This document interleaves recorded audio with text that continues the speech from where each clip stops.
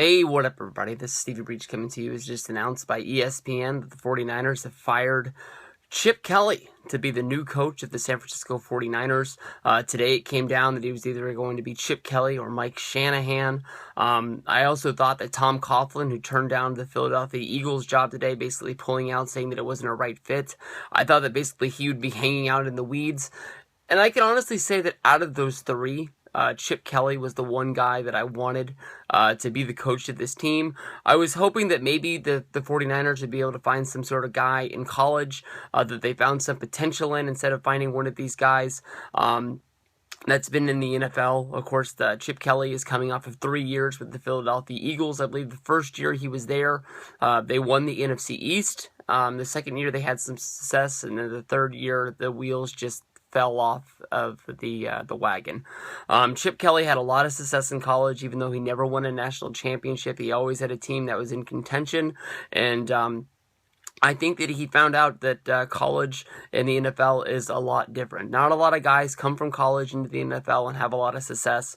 I'm hoping that his high-impact sort of running offense brings life to Colin Kaepernick's career.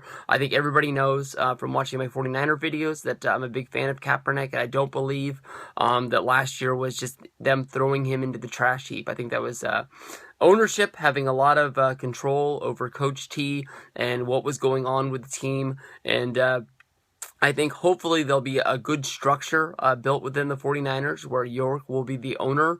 We'll have the GM be the GM, and Chip Kelly can just worry about being the coach of the football team.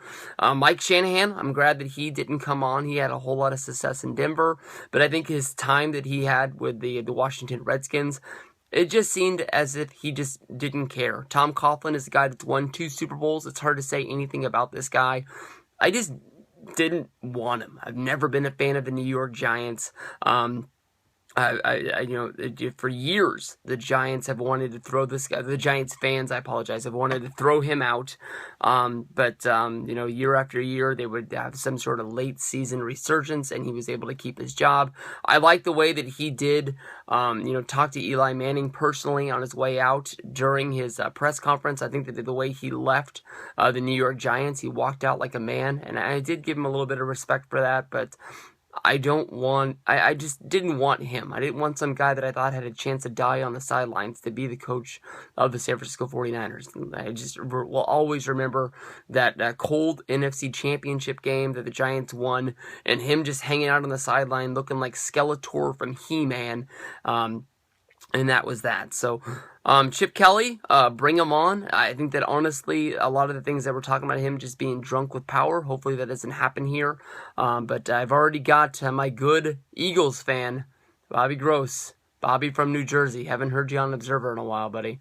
But, he already said, I feel your pain. So, the Eagles fans, we're glad to see this guy go. Hopefully he can bring something to the 49ers offense that we haven't had in a while. And I think that is big time passing game, whether if that's us dumping off to the running back and stuff like that. But, we've had great wide receivers here. We had Crabtree, we had Bolden, we had Stevie Johnson, and we couldn't complete a pass to save our life. But Chip Kelly comes to us having a 26-21 record with the Eagles. I know that he didn't come from the University of Oregon, but he came from Oregon State. But I sort of had this thought of Dennis Erickson coming in, because when Dennis Erickson became the coach of the 49ers in 2003 and 2004, that was sort of the real decline of the San Francisco 49ers.